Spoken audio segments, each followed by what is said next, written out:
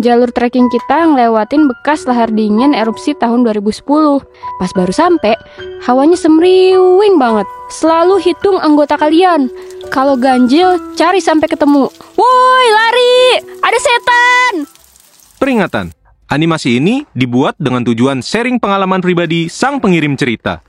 Dimohon untuk menghargai cerita tanpa menyudutkan beberapa pihak. Selamat menonton. Hai Sobat GPC, kenalin gue Ana, nggak pakai bel ya.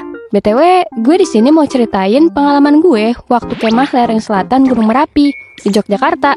Pengalaman hari itu jadi pengalaman nggak bisa gue lupain sampai sekarang.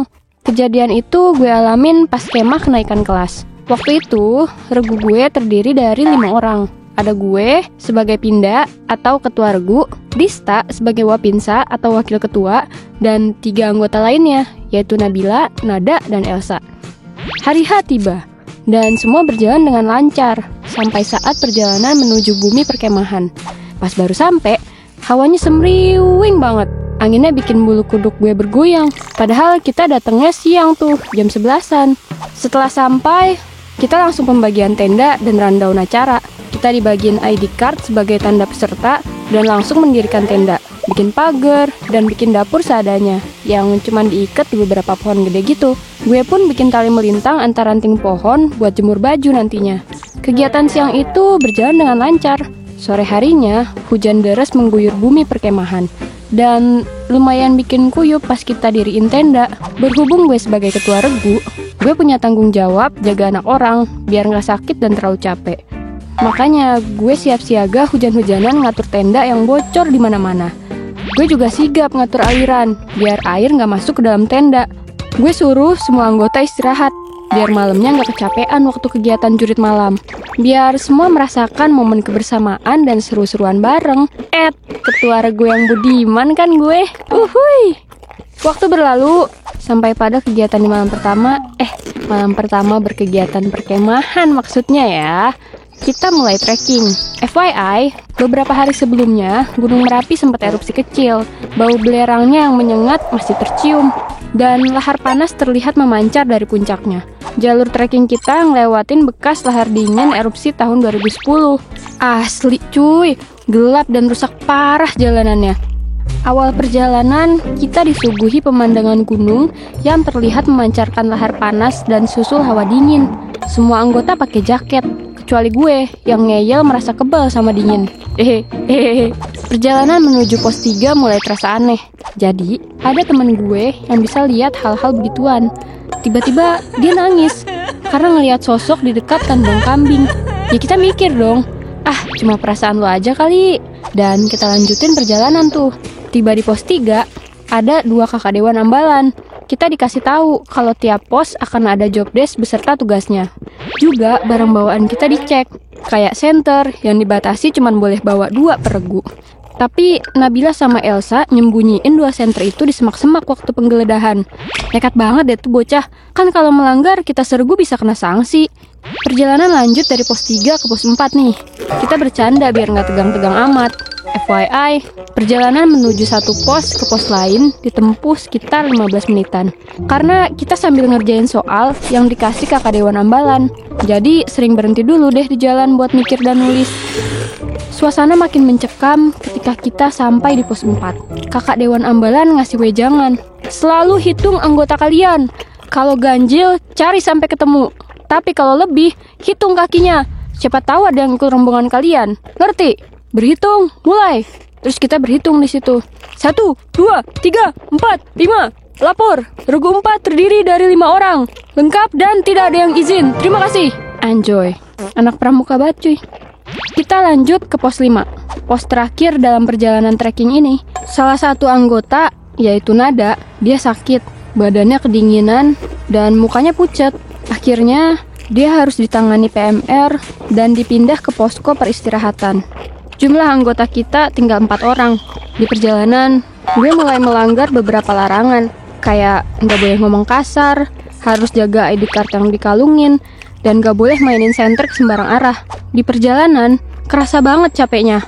Pikiran udah buntu, udah nggak fokus juga, dan tercetuslah keluhan dengan kata-kata mutiara dari mulut gue, dan anggota gue juga. Kayak, hai shibai sekiga, anjay. Bangke, dingin banget cuy. Anjir lah, capek banget. Jauh banget sih babi.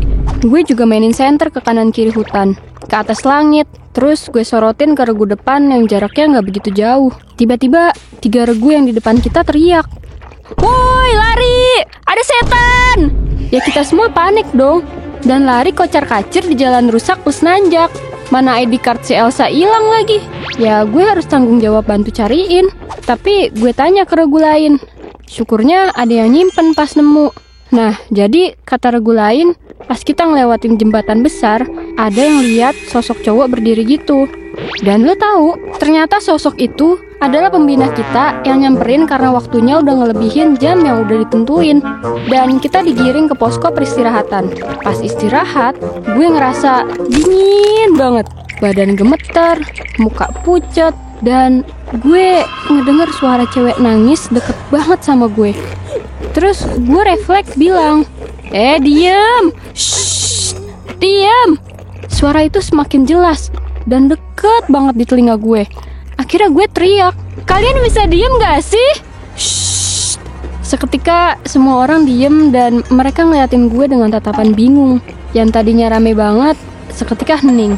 Gue mulai gak bisa ngerasain tubuh gue sendiri. Semua kerasa kaku. Gue langsung teriak minta tolong ke PMR buat minta obat penambah darah. Gue rasa mungkin anemia gue lagi kumat, makanya agak kurang sadar. Tapi sialnya, gue gak dapet obat karena mereka gak punya stoknya. Dalam keadaan setengah sadar itu, gue ngeliat ada sosok gadis cantik berbaju putih berdiri di barisan kita. Dan pada saat itu, gue kehilangan kendali dan gak sadarkan diri. Kata temen gue sih, gue jatuhin badan ke tanah dan tiba-tiba gue kejang dengan mata melotot. Ternyata gue kena hipotermia sekaligus kesurupan. Gue gak sadar selama berjam-jam.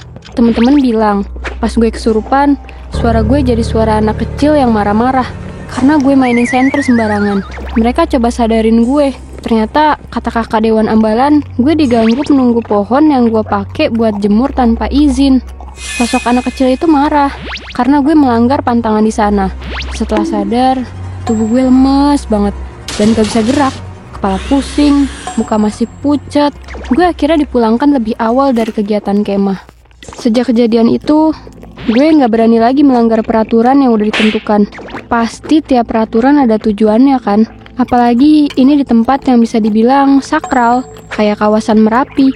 Gue juga mulai belajar untuk selalu menghormati dan menjaga sikap dimanapun gue berada, terutama di tempat-tempat yang gak semestinya. Jadi nih guys, buat teman-teman semua yang mau berkunjung ke tempat asing manapun yang belum kalian tahu, jaga sopan santun ya, terutama omongan kalian. Kita nggak tahu di sana ada penghuni atau enggak. Semoga kalian selalu aman dimanapun kalian berada. Sampai di sini dulu cerita gue. Sampai ketemu di video berikutnya. Bye-bye.